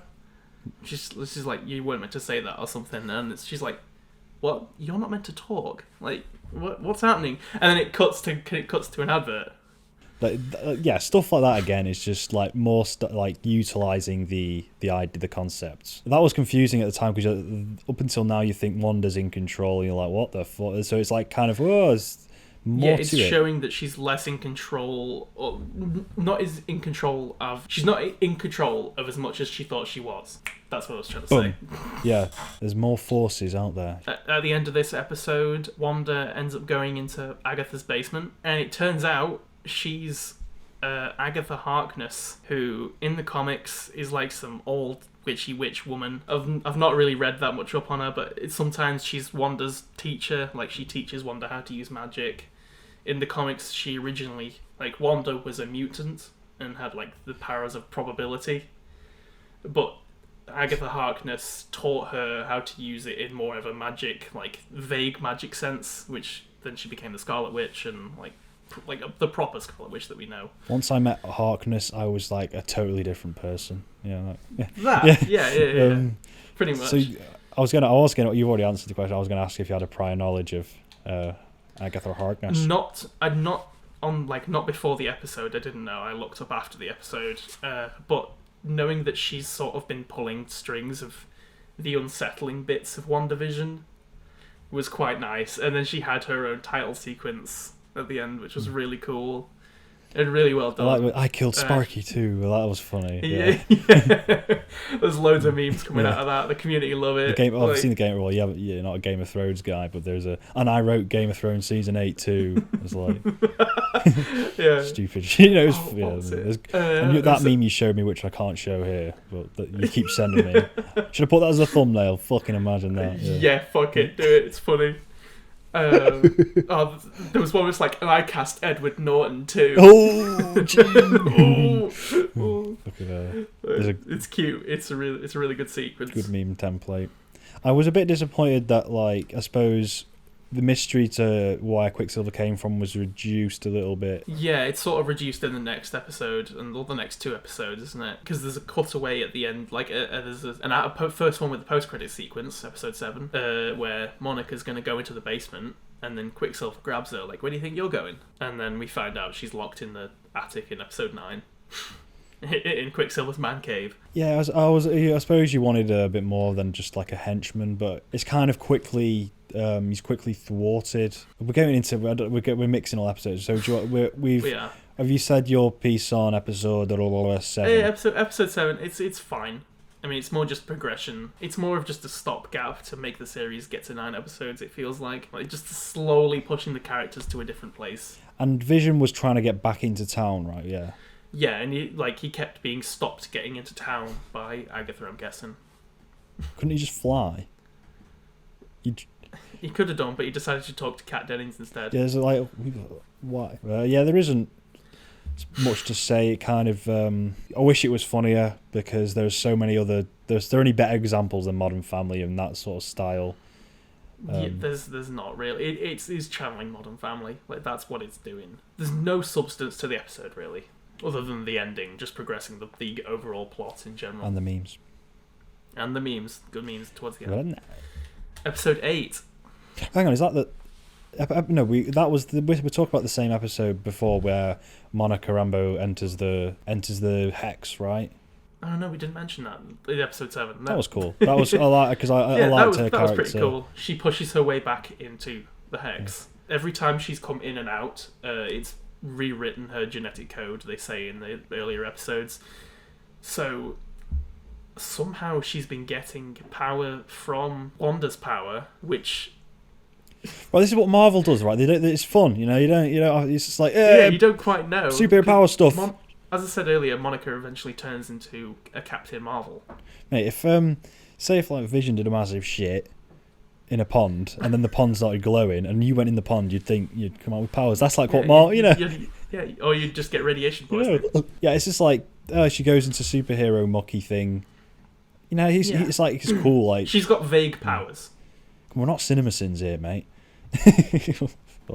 I'm laughing at my own jokes really hard. Just very vague superhero powers. Yeah, that's episode 7 for me. I liked like eyes glowing, and I assumed that there was some comic book references. Like even though I just like her costume was quite distinct. I don't know much to say. I just thought like they've probably found how like when they had the Halloween and they found a clever way to show display like their original their costumes. classic costumes. Yeah, that was adorable. Yeah, it's just like clever little fun ways, like self-aware, everything. There's a lot of self-awareness on Marvel's part. What am I doing here? Sitting, talking to you? When this is absurd. Well, right, episode 8 flashback. Yeah, we should. Looking back, sometimes Flashback episode. This is where all of my notes meant something. Okay, let's get right. It's basically just Agatha showing Wanda how to be an actual witch rather than just throwing some red mist at people, and then walking her through her past traumas and where her power seems to be manifesting itself from. I suppose I just want to talk about stuff that kind of stood out to me. That's like usually, again, this comes down to storytelling. The Marvel storytelling is certain bits just don't come across as like their own thing. Like their family the family flashbacks, like it doesn't really feel like a unique. Doesn't get any emotion out of me, even though I'm supposed to because it's Wanda. Marvel just falls short at certain things like this. It's a massive exposition dump. It's not just that. It's just like the way in which things are presented. I theoretically like the idea of this little girl who was brought up on these sitcom shows, because you do find out why it's a sitcom thing. It's like it's a good idea. It's like it's a wholesome idea that I want to connect with, but it's like just the way. It's like a Marvel kind of is a bland version of it for me. I couldn't really, it was just like at least that bit, but it's very surface level. I do quite like the going back to Sokovia sequence, just because it's not something we've seen that much of. Like the one thing, like she's living in a war-ridden it's basically Ukraine at the minute. Like it's a civil war happening in a country, and she's stuck in the middle of it. But she's just a little girl, innocent girl who's not really involved in anything, who's just happy to watch sitcoms with her brother. Like it's a hard subject matter because it is, as you said, similar to other countries, like real situations. Like if they lean too hard on like the real life imagery kind of look, they would seem very manipulative. So it's good they stayed away from that. But again, it was good they stayed fucking clear of that. It's like it's in a fucking Marvel show. Oh, one thing we missed before, there's a little throwaway gag of their Sokovian Halloween in like the previous episode. Yes, that was like whoa again. That was quite funny. I really enjoyed that. Like a fish or something. Yeah, they're given a fish to share. And that's kind of good because considering how seriously their upbringing's taken in like the rest of the context of the rest of the universe, it's always like this. Yeah, like you can hear like artillery going off in the background and like explosions in the distance, and they're just like thanks. It's like semi-edgy jokes. It's like risque, kind of. That's kind of It's like it's a good joke. We get it's. I've heard this called like the retcon episode. But it doesn't really retcon anything. It like rewatching Ultron and Civil War and stuff, where you find out more about Sokovia. It's more just filling in the gaps of what happened to Wanda and what led her to getting the Scarlet Witch powers. Like as we talked about, the just family dinner in Sokovia, and then the Stark missile hitting the building and knocking it all down, and then that Stark missile landing in front of her and her brother. And in Ultron, they in Age of Ultron, they tell Ultron about why they hate Stark and like what made them want to get tested on by a Nazi scientist. And they tell that story of how they were staring at this unexploded Stark tech for 2 days, expecting any movement in the rubble to come save them. Like any attempt to save them would set this unexploded bomb off. Can we just do an impression of them like staring at a bomb?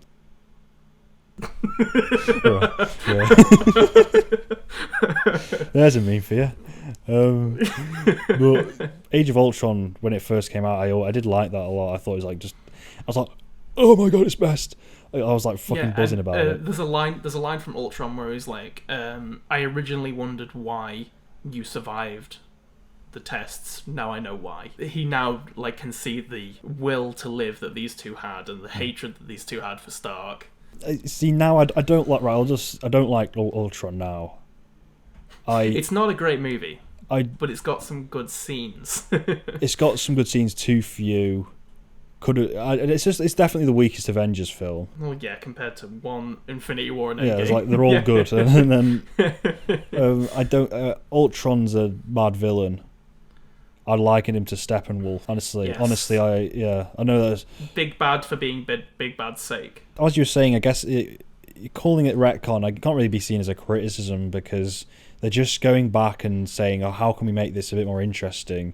Yeah, they're filling in the blanks of Wanda's past. Like, there's not just like how they got the powers. Like, it was actually she had something going on before, and I'm immediately much happier with that she has actually got something going on before and she survived because of those pre-existing powers and that her interacting with an Infinity Stone. We don't exactly know what happened with Quicksilver, if it spilled over into the other room or something like the Well, I think he was also ended up being tested on like just after that, and maybe because they had the same bloodline and the same hate and they were twins. I don't know, maybe it works like that, who knows. There'll probably be some lore filled in somewhere down the line. It'd be funny if like he was on a treadmill and she was like testing stuff out. Yeah, sort of zap. Yeah. It's some stupid. But yeah, I also love that testing sequence where they put her into the chamber and expose her to the stone, like the next flashback sequence. That was really cool. And then she sees like the Scarlet Witch, like, and you see the reflection in her eyes. That's a really cool shot. Fleshing her out more, making her more of like a special.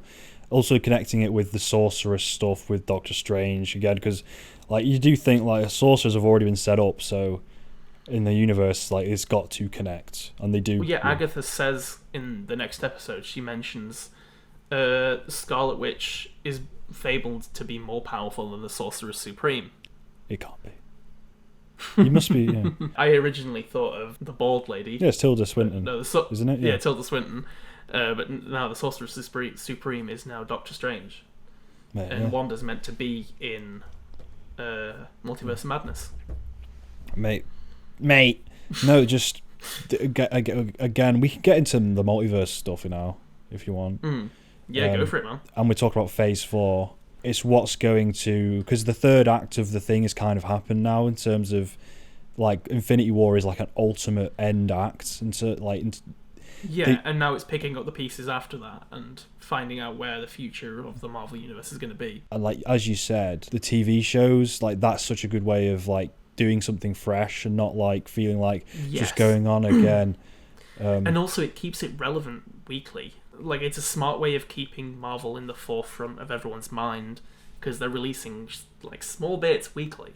They're earning their place of like they're not making themselves oversaturated because of them doing the right sort of things. So it's kind of it's like kind of more power to them. They've done it well. The potential of the multiverse is a brilliant way to go in terms of the expansion of the universe, because it's not just like another big bad. It's like so many different possibilities, so many trippy films Sam Raimi can do, and that's like I hope Sam Raimi is given like an ample amount more freedom than usually, like a James Gunn amount. I want him to go like very Evil Dead with it. Or like, well, maybe like I don't know, but just something. Yeah, like what do you mean like by Evil Dead? Like horrific or? Just the uneasy nature of those movies. The comedy's also spot on, but also just like Ash losing his mind in like Evil Dead 2, which is an insanely great movie. Plug. Watch Evil Dead 2. I'm just like closed in it. I do think they've clipped their wings a little bit, which like they've stumbled a bit at the start of this multiverse stuff, because I'll just mention it in the next episode. They say that the Quicksilver character isn't Quicksilver from X-Men. Yeah, I was thinking. I didn't know. I was unclear. I was going to ask you about that, but I just wanted it to be that character. I just wanted him to be like, just fucking. That would be so ballsy. It's not very clear. They say just Agatha's gifted him with some powers while he's in this he's just a normal resident of Westview. So because it makes it like a cameo rather than like an official. Yeah, but I think that it's a big stumble. Like if they could have opened up that multiverse theory. Well, they have confirmed it to extent with like Tobey Maguire and Andrew Garfield being confirmed. Yeah, but I do feel like this first big reveal should have been like X-Men are in the MCU now. Fassbender McAvoy, imagine that. I fucking love Fassbender, man. And like, because you know how like their rapport's brilliant as well. Just like the best parts of every kind of universe. That'll be just, we can say thank you. You know, just like yeah, I'll take that, and I'll take that, and that's great. I'll take that. Get rid of, like, John Stewart. Get Patrick rid of Stewart. Apocalypse and Phoenix X3. To be fair, if they did all of them, they'd make it better. I mean, they could do all the maybe not Apocalypse just because we don't want a big bad CGI villain again for a while at least. We're getting more into episode 9 stuff, like with the Skrull appearance. We're meant to be getting Secret Invasion series, which is like Skrulls taking over the Earth, like slowly coming in and taking over the Earth. Like lizard people in real life.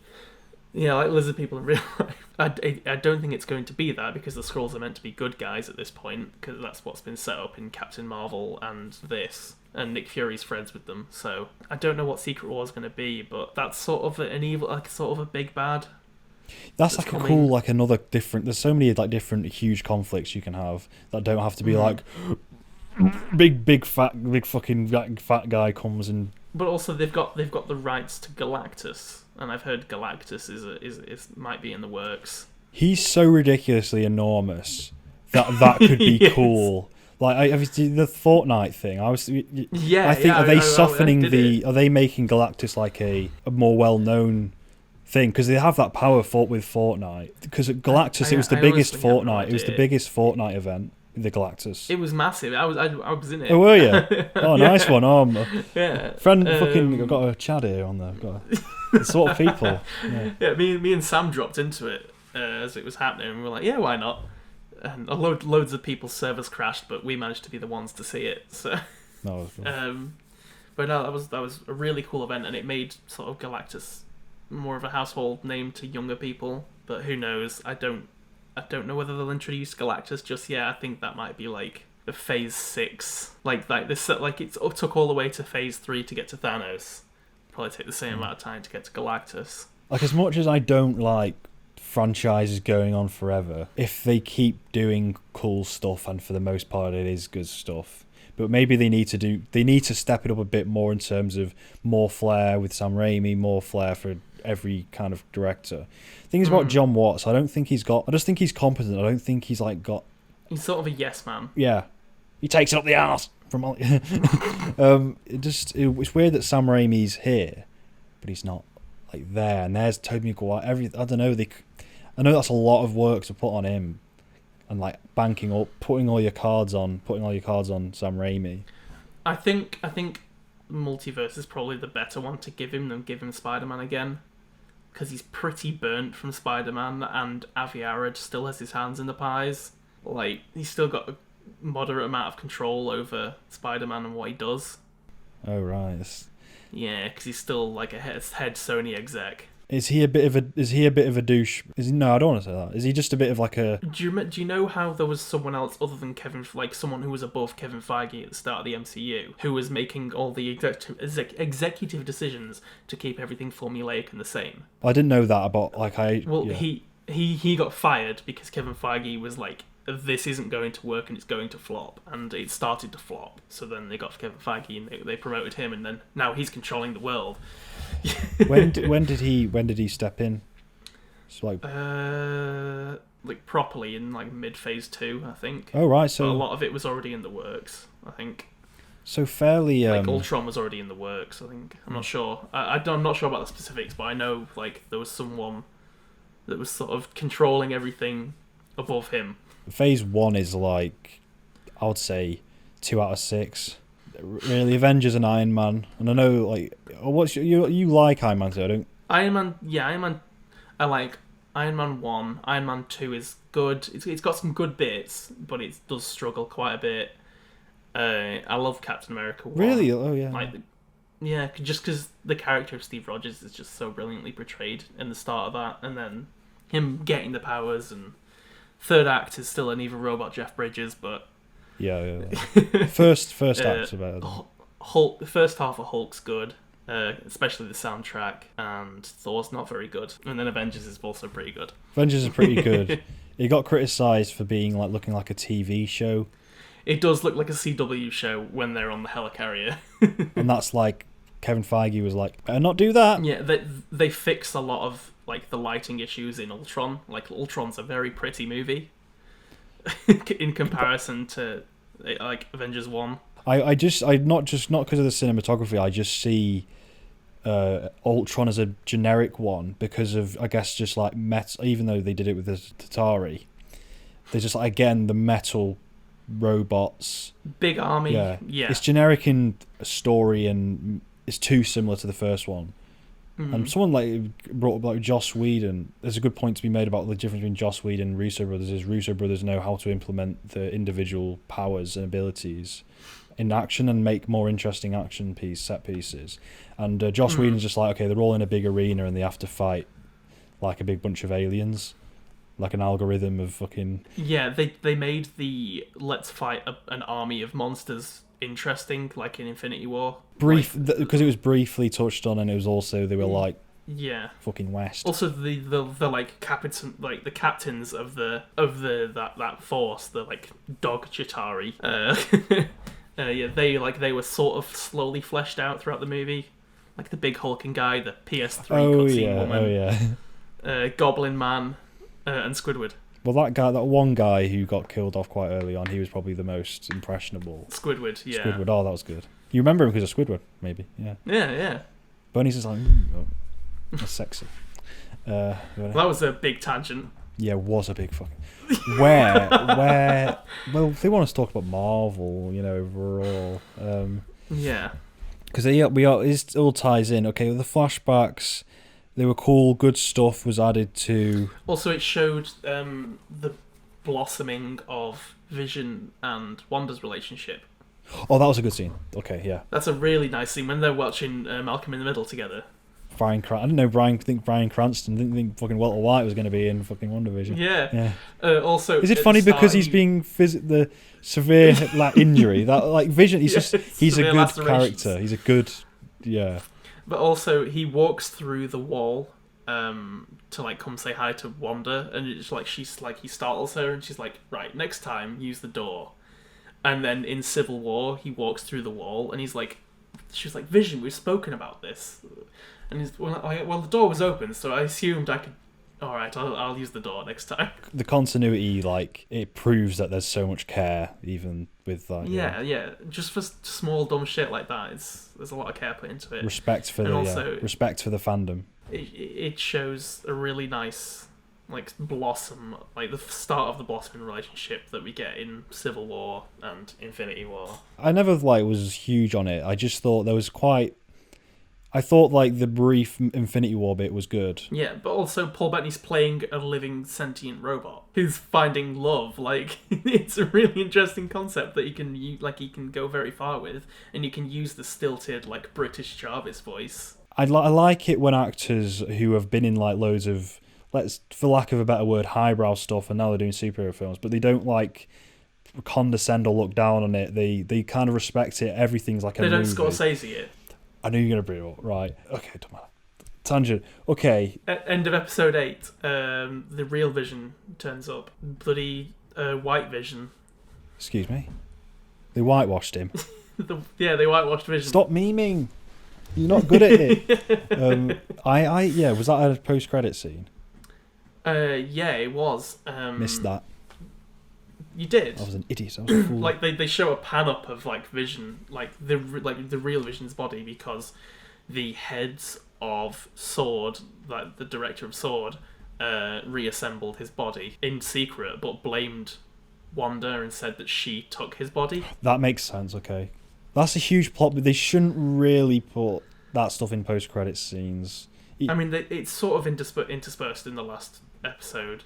Yeah, but but it's, I guessed if it. You missed it. I was I'm guessing because I saw a flashback with the White Vision. The in the comics, I believe Vision had his the Infinity Stone removed out of his head, and he became all drained and grey like he did in Infinity War. That was cool. Yeah. But then he ended up having his like personality wiped and completely rebuilt, but it took all of the colour out of him. So he was completely white and he had no emotion like he did in episode 9. And he's sort of a very like calculating robot. Like, I am following my programming. Like, he's way more robot than person, and they play that up in this. It's good because this was like the first episode we watched after we talked about doing this. So I was making a few notes. So there's two returns of tropes that were luckily not too. So like the villain fighting even version of same ability kind of thing. Yes, but, that returned. Yeah. But like with Vision, like briefly. But then it's cool because he does the whole Theseus shit. He doesn't beat him in like big laser fight like he was starting to beat him with. Just headbutts him. He beat him by using logic. Well, just like the Wilson fist. Yeah. We don't have Iron Man fighting a different version of Iron Man with whips.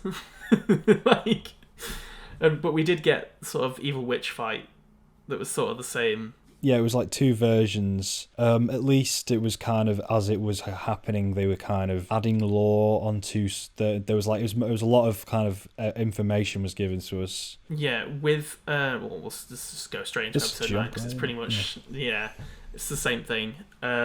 Vision and Wanda's kids are both figments of her imagination that They're created by her. And if she gets rid of Westview, she gets rid of them, which was really cool. I didn't really see that. I sort of saw it, but like, it was inevitable. It was inevitable when like they kind of came out of nowhere. Yeah, and I always knew that there was something up with them. Like they never felt completely like they should be there, but I guess that it was kind of on purpose. I guess. I was happy when they went. I didn't like it. Me too. Bad child actors. Try again. Yeah, she makes better actors next time. I loved in episode 9 when they were doing the witch fight, and every time Wanda attacked Agatha, like she absorbed her powers because she wanted the power of the Scarlet Witch. And the hands went all. Yeah, that was. Yeah, her hands went all withered. She got withered. Yeah. Withered away. Withered. I thought, in both occasions, Wanda did outsmart Agatha. So it's always good when like. It's not just shut up. You know what I mean? They both outsmarted. It's not just shut up. Vision outsmarted Vision, and Wanda outsmarted other witch. Yeah, and I like the kind of is it really the same ship? You know, we've all heard that riddle before. Like, is it the same ship? If like, the Theseus ship, isn't it? Yeah. Oh. Yeah, but then there's two ships that are technically the same ship, but which one's the real ship? Yeah. And then So what happened? Did they like? What happened to White Vision? I believe like he just went AWOL. Like he just went like he's gone to ponder his existence, and I don't know what he's up to now. Probably getting a Starbucks somewhere. Yeah. A lot of criticism has been given to like the main, well, not necessarily the main villain, but like the secondary villain of the sword guy, who's just another generic. Yeah, he's another suit. Yeah, like fucking. Just another, one of them, mate. One of those fucking. He's like a boring Secretary Ross from Civil War and Infinity War. But no, just generic army officer. Like, we need to get it at all costs. It's all about. It's like it was done to death before Marvel even existed and Marvel films even existed. It's just we all know it's just like. Just the evil guy in a suit. Yeah, he's like, we need to. Weapons of mass destruction, and we need to. It's like Donald Trump. Also, he's a big bad because he remade Vision like under his own control. Weaponized. It's the same thing again. Like we're trying to make our own Iron Man. It's like well, he's like no one will know that there were two Visions.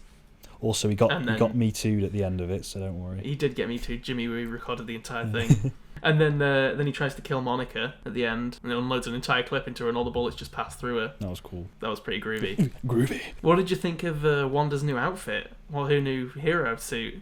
I thought I think it's a really cool suit. It's it's faithful to sort of the Scarlet Witch.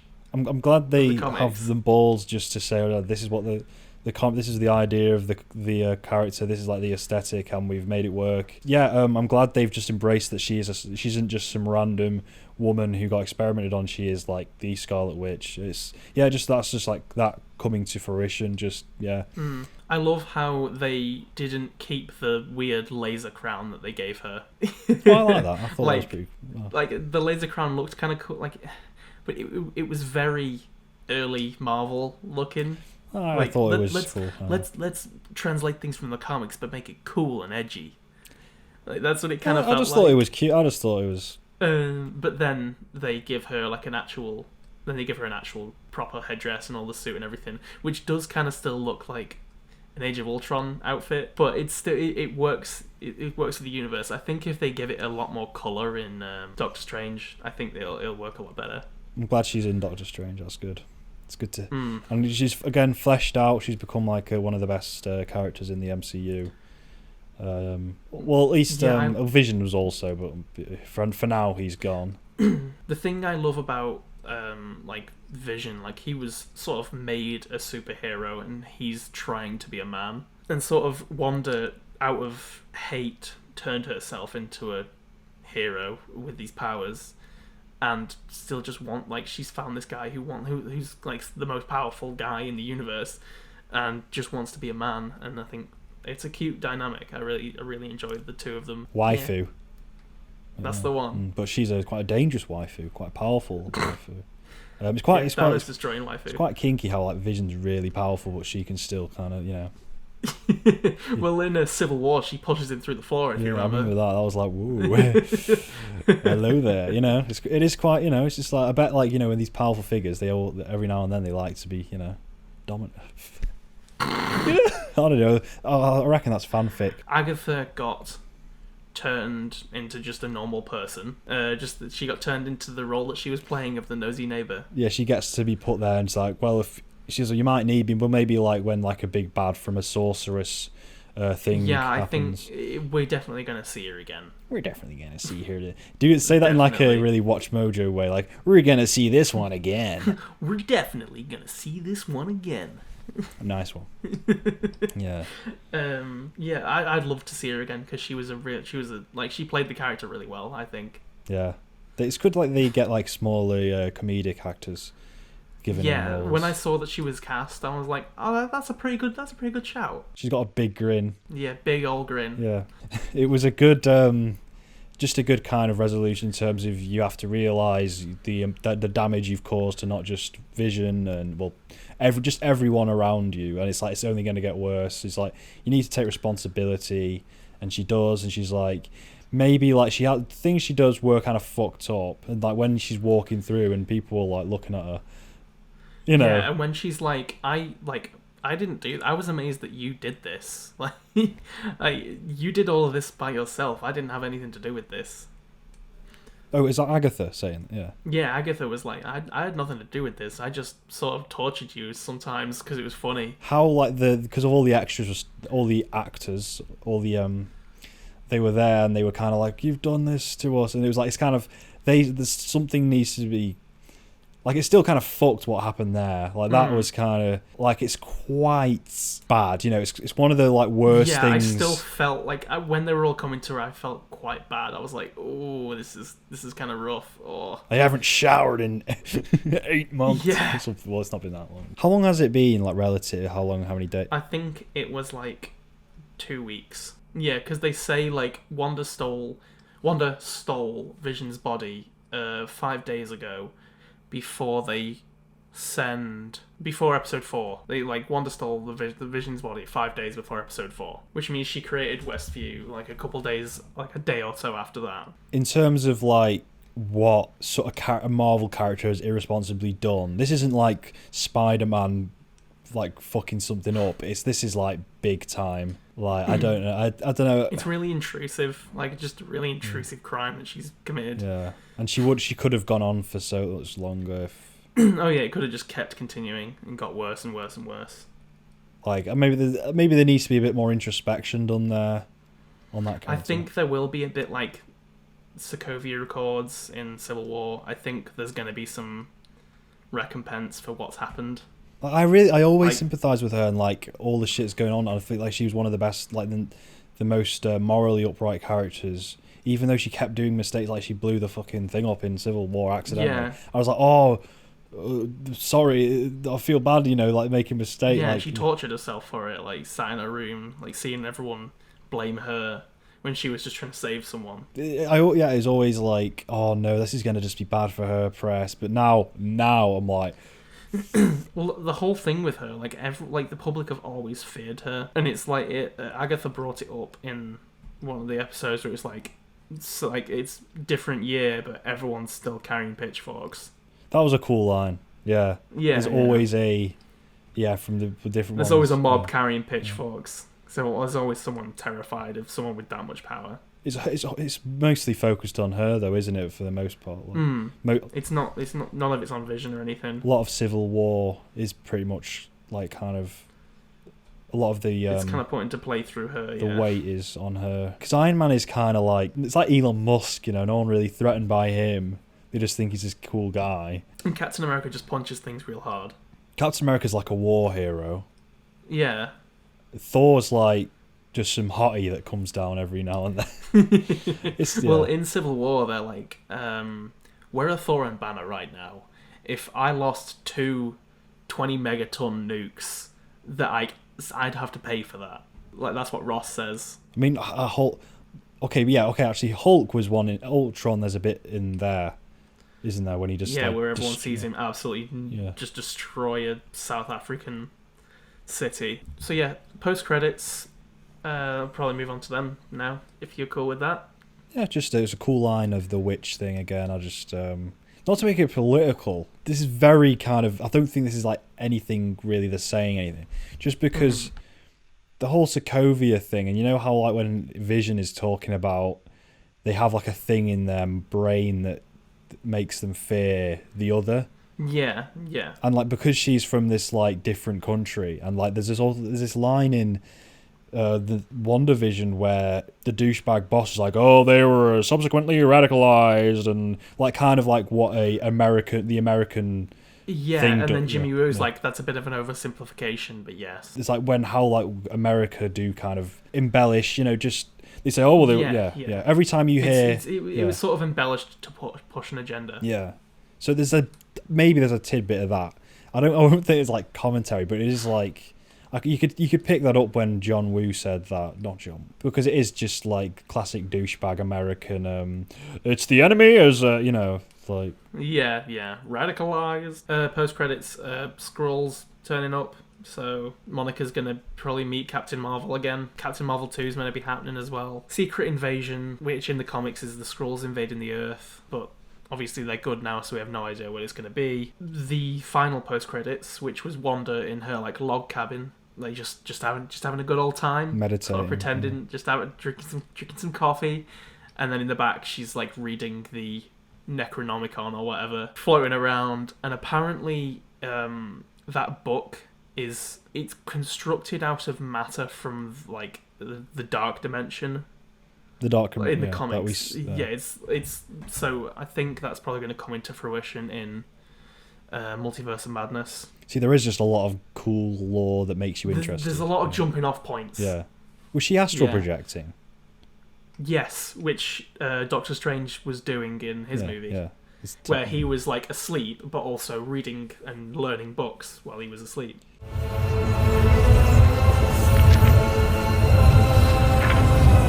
Yeah, it's just a cool, interesting step in the right direction. The TV show angle, the stylistic angle, the multiverse angle, it's all I think we can like a positive. It's a positive. It's a brilliant jumping off point, and I'm really interested to see where Falcon and Winter Soldier goes next, because that's coming out in like 2 weeks. 2 weeks. That's 2 weeks off. I don't want to be this kind of like Marvel hype man, but. Like I don't want to. I'm not going to like criticize it for no reason. I'm not just going to be like that guy either. That's why I wanted like a balanced review. Yeah, but you've been pretty fair on it. But who's like the main showrunner behind the Falcon and Winter Soldier? I have no idea who's really heading it off. All I know is more sort of character details, like Zemo from Civil War's back, with his actual like more comic accurate outfit. He's got like a purple mask. Yeah, Falcon and Winter Soldier fighting over the captain mantle. Conceptually, there isn't as much intrigue there. Yeah, I don't know. I really do love the characters of like Winter Soldier though. Winter Soldier's brilliant. Falcon's fine. I don't know. I suppose they just haven't been as fleshed out as much for me. Are they? Yeah. So that's next. I'm not hype, man, but yeah, I'll probably watch it. I'm looking forward to seeing what they do with it because I don't really know much about the characters. So We are an unusual couple, you know. Oh, I don't think that was ever in question. What are your overall kind of thoughts, and like who would you like? What sort of would you recommend it to? Just about anyone, or? I'd definitely recommend it to fans of the MCU. I know a lot of people were like, Endgame happened, I'm fine to jump off Marvel now, like I'm happy to move on to whatever's next and not touch the MCU again. But I think this is a great way to pull fans like that back in, but also it's probably a nice place to get into it from, like, because the first few episodes are really accessible and they're entertaining, but they're still like, what's going on though? Would you say it's probably not the best? It's still Iron Man 1 is still probably the best jumping off point for any MCU movie. Would you say boomers could watch it, could enjoy it, just for like a singular thing? Because I could see them just because of like the historical. Yeah, I can probably see them enjoying it more from a like, oh, I remember that. More from a nostalgia point of view. I feel like just because of certain things people have said to me on like online and stuff, I'm talking to a few people, just a few discussions. I felt like people were saying, like, because of the similarities between other shows, people were saying like it's an excellent show, and I'll just say it's a good show. It was like it was fun, it was intriguing. Yeah, it's not excellent, and it's got a lot of pitfalls. It's not quite Kino. It's not like. Yeah. I will say though, in terms of like mainstream shows, it's better than Queen's Gambit. I'm saying it because it's got more going on than just chess porn. And I know it's like a good performance in Queen's Gambit, but it's like it's the same Stonewall. Like she does it for 7 episodes. It's Stonewall. She gets alcohol. Have you seen Queen's Gambit? No, I've not seen it. I don't have Netflix at the minute. So. Are you gonna watch it? I don't see you really liking it, Charles. It's a really competent but semi run of the mill. Why are we talking Queen's Gambit? I just that was one of my notes. Like it's better. WandaVision is just better than Queen's Gambit, and Queen's Gambit. I don't think it's better. I don't think it's a better superhero show than Daredevil season 1.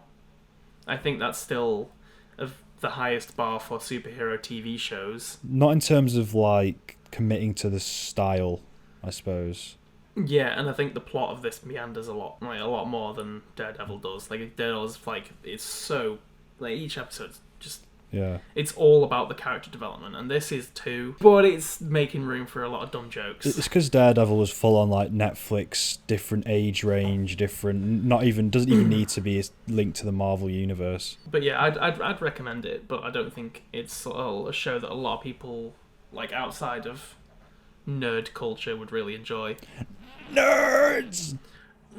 Oh, normies have got Queen's Gambit. But yeah, another little point is the reason I don't want to go too on Marvel is because like Disney has its own different thing, but when people say, oh, well, all we get today is these formulaic superhero films, it's all the same. Like every fucking genre can be formulated. Like, and there's a lot going around. And in terms of generally on the mainstream level, Marvel are making much better things and putting much more effort and attention into their things than a lot of other things. So it should be praised. It should be praised, not just DC. Yeah. I'm not just talking about DC and other superhero films. I'm talking about shit that's made for like. I'm talking about Oscar bait shit. There's laziness everywhere at the moment, and people just kind of have this stigma on superhero films, and I think it's just hypocritical. And fuck the Oscars, and yeah, fuck it all. Fuck it all. Fuck life. Fuck Brexit. But yeah, man, thanks for coming on. It's alright, I've enjoyed it. It probably ended up... How long did we end up talking for? 2.5 hours? Yeah. I've got 2.5 hours. Oopsie. 2 hours. Nah, I think I'm happy with that. I was like, I'm yeah, I just feel sorry for you to edit this. No, I like editing long shit. I like editing long stuff like this. I don't know why. It's just okay, kind then. of... Thanks for coming on, Charlie. You are my real friend. And yeah, this is true. I can confirm I am Sean's real friend, and it has been enjoyable. And I killed businessman and convicted child sex offender Jeffrey Epstein. 2. Peace out, cunts. See ya.